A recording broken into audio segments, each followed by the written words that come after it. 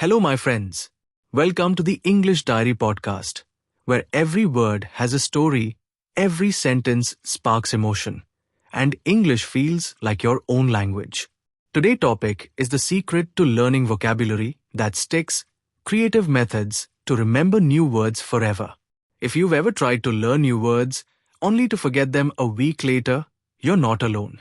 Vocabulary is one of the biggest challenges in language learning. But here's the good news. Remembering words doesn't have to feel like a struggle. In this episode, we're going to explore the secret to learning vocabulary that actually sticks. You'll discover creative methods to remember new words forever, techniques backed by psychology, and practical strategies that you can start using today. By the end of this episode, you won't just know how to learn words, you'll know how to make them part of your memory for life. So let's dive in. 2. The struggle with remembering words. Most learners face the same frustration. You learn a list of new words. Maybe you write them in a notebook, maybe you highlight them in a book, maybe you hear them in a movie. You repeat them once or twice, but a week later, they're gone. Why does this happen? Because our brains are not designed to store information through raw memorization. Our memory works through connections, stories, and emotions. That's why if I ask you what you had for breakfast 2 weeks ago, you probably don't remember. But if I ask you about your most embarrassing childhood memory, you can recall it instantly. The difference is emotion and context. The words we forget are usually the ones that had no meaning, no connection, and no emotional weight in our lives. So the real secret to vocabulary learning is this. You must connect words to your brain in a meaningful way. 3. Creative Method 1. Storytelling. Our brains love stories. When you place a word inside a story, you give it life, a setting, and a reason to exist. Let's say you want to remember the word serendipity, which means finding something good by chance. If you just repeat the word, you'll probably forget it. But imagine a little story. You're walking in a park, and suddenly, you find $100 bill on the ground. That's serendipity. Or maybe you meet your best friend at a bookstore without planning it. That's serendipity. Now the word isn't just a definition, it's an experience. The trick is to create mini-stories with the words you're learning. They don't have to be long. Just a short, funny, or memorable image is enough. The more unusual or personal the story, the better it sticks. So every time you learn a new word, don't just write the meaning. Write a quick story. 4. Creative Method 2. Visualization and mind maps. Another powerful technique is visualization. Our brain processes images much faster than text. Take the word luminous, which means bright or glowing. If you only read the word, it might fade away. But if you close your eyes and picture a glowing moon lighting up the night sky, you've created a mental image. That image will bring the word back when you need it. You can also use mind maps. Write the word in the center of a page, then draw branches to connect related words, synonyms, opposites, or situations where you would use it.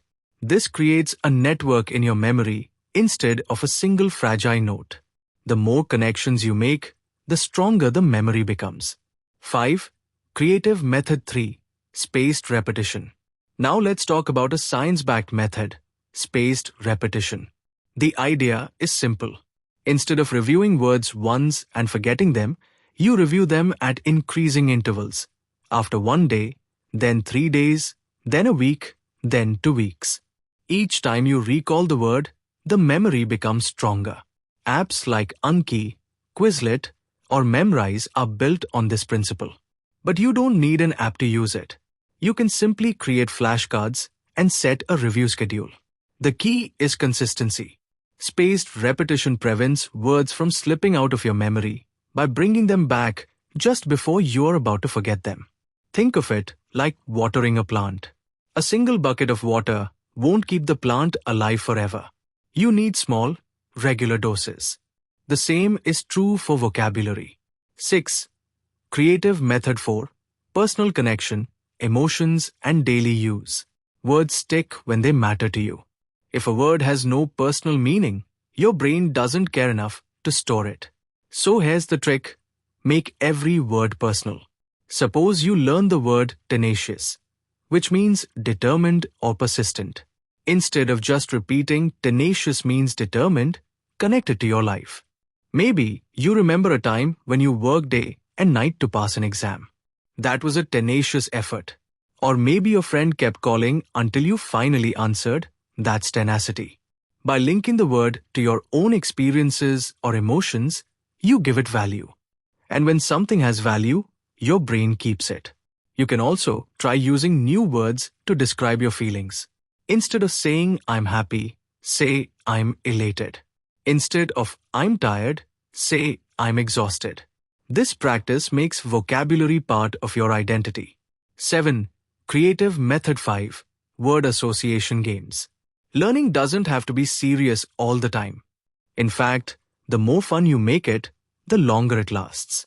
Word association games are a fantastic way to build memory. For example, for the word arduous, meaning difficult, imagine climbing a mountain called Mount Arduous. For the word gregarious, meaning sociable, think of a man named Greg who always goes to parties. These silly connections may sound childish, but they work because they're unusual and funny. And our brains love unusual, funny things. You can also play games like matching synonyms, creating rhymes, or making up fake advertisements using new words. The goal is to take the word out of a textbook and put it into play. 8. Creative Method 6. Teaching others. One of the fastest ways to learn something is to teach it. When you explain a word to someone else, you're forced to recall the meaning, create examples, and simplify it in your own words. This process strengthens your memory. You don't need a classroom for this. You can simply tell a friend, or even record yourself explaining the word out loud. Here's a tip. At the end of each week, choose 5 new words you learned and teach them to someone. Your friend, a sibling, or even your pet. The act of explaining locks the words in your mind. 9. Creative Method 7. Contextual learning, movies, books, music. Memorizing lists is boring, but learning words through context, through stories, movies, songs, and conversations is natural.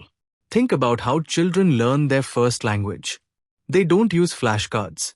They hear words in stories, in daily conversations, in songs, and in play. So if you want vocabulary that sticks, surround yourself with real context.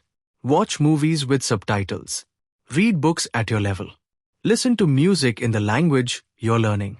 And most importantly, notice how words are used in sentences. For example, the word inevitable. You might hear it in a movie line. It was inevitable. The emotion in that scene will help you remember the word far better than a dictionary definition. Context makes words alive. And once a word is alive, it never leaves your memory. 10. Practical daily routine, putting it all together. Now let's bring all these methods together into a simple daily routine. Here's a sample plan. Step 1. Choose 5 words a day. Don't overload yourself. Quality over quantity. Step 2. Create stories. Make short, funny, or personal stories for each word. Step 3. Visualize. Draw or imagine pictures connected to the words. Step 4. Use spaced repetition. Review the words the next day, then after 3 days, then after a week. Step 5. Connect personally. Relate each word to your own experiences or feelings. Step 6. Play. Use word association games or silly mnemonics. Step 7. Teach. At the end of the week, explain your new words to someone else. Step 8. Context.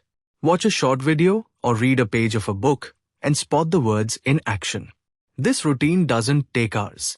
You can do it in 20 to 30 minutes a day. But the results compound over time.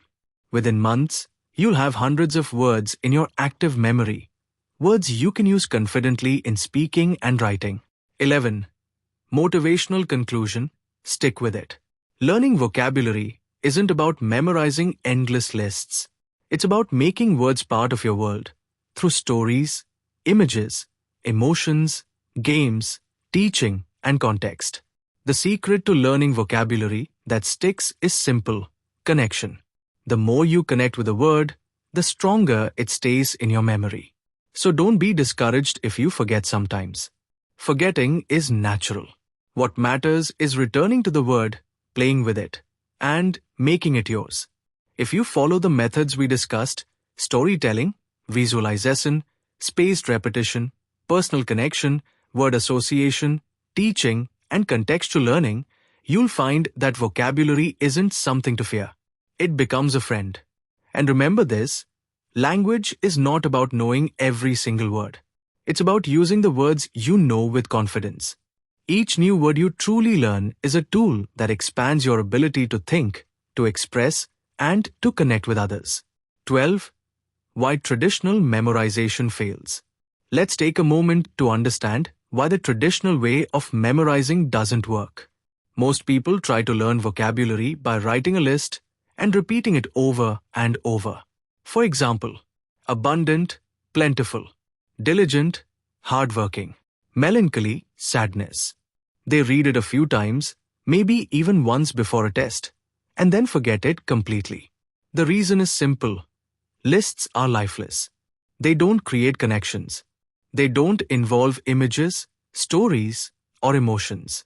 You're basically asking your brain to store random information without context. Think about it. If I gave you a random list of 10 phone numbers and asked you to memorize them, it would be nearly impossible. But if I gave you 10 short stories about 10 people and their birthdays, you'd remember much more easily. That's why vocabulary lists don't last. They're like trying to carry water in your hands. Most of it slips through. The solution is to move from memorization to meaningful learning. Every word must live in your memory the same way a friend does, with a name, a face, and a story. 13. The role of emotions in vocabulary learning. Emotions are the glue of memory. Think about the first time you fell in love, or the moment you won a prize, or even a painful experience. These memories are crystal clear, not because you repeated them, but because you felt them deeply. Now apply this to vocabulary. If you learn the word ecstatic and just read its definition, you may forget it. But if you remember the time you got your dream job, or when your favorite team won the championship, and you tell yourself, "I was ecstatic that day," the word becomes anchored to your emotions. This is why journaling is so powerful. Write a short diary entry each day, and challenge yourself to use at least 2 or 3 new words to describe your emotions or experiences. When vocabulary connects to your heart, it never fades. 14. Multisensory learning. Engage all senses. Another way to strengthen memory is to use multiple senses when learning. For example, when you hear a new word, say it aloud to engage your auditory memory. Write it down to activate muscle memory.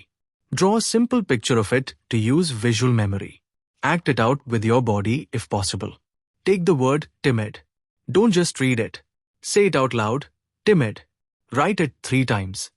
Draw a little stick figure hiding behind a wall. Pretend to act shy in front of a group. By doing this, you're not just storing the word in one part of your brain, you're storing it in many. And when your brain has multiple entry points to recall information, the memory becomes nearly unshakable. 15. The power of retelling and reframing. Repetition alone can be boring, but retelling is different. Imagine you learn the word resilient, which means able to recover quickly. Instead of just repeating the definition, try retelling stories of resilience. A friend who bounced back after failing an exam. A city rebuilding after a natural disaster. Yourself learning English even after struggles. Each time you retell the story, the word resilient becomes more natural in your speech. Reframing is another tool. Take one word and use it in many different situations. For example, resilient child, resilient business, resilient material, resilient mindset. This flexibility helps you use the word with confidence, not just recognize it in one narrow context. 16. Social learning groups and communities. Learning doesn't have to be a lonely journey. In fact, social learning can multiply your progress.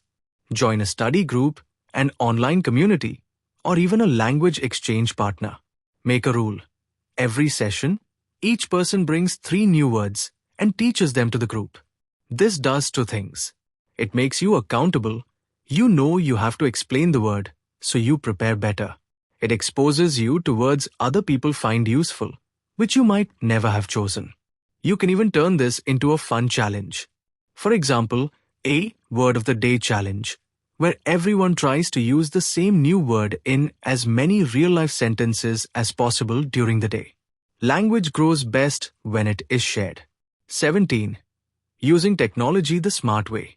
Technology can be a distraction, but if used correctly, it can be your best language coach. Here are some smart strategies. Voice assistants. Ask your phone, "What does benevolent mean?" and then repeat it back. Flashcard apps. Use Anki or Quizlet for spaced repetition. AI chat tools. Practice sentences with new words by chatting with an AI. Podcasts and audiobooks. Listen while walking or commuting. One powerful trick is voice recording. Speak 5 sentences using your new words and record them. Play them back later. Hearing yourself use the word reinforces confidence and memory. 18. Building word families. Another advanced technique is learning words in families instead of isolation. For example, if you learn the word act, also learn action, active, activity, actor, actual, activate. By doing this, one root gives you 6 or 7 words. It's like planting a tree instead of a single seed. This approach also makes your vocabulary flexible. You can switch forms depending on grammar, which makes your speaking and writing more natural. So keep learning, keep connecting, and let every word you learn today become a part of your story tomorrow. Thank you for joining me in this episode. Until next time, keep growing your vocabulary, one word at a time.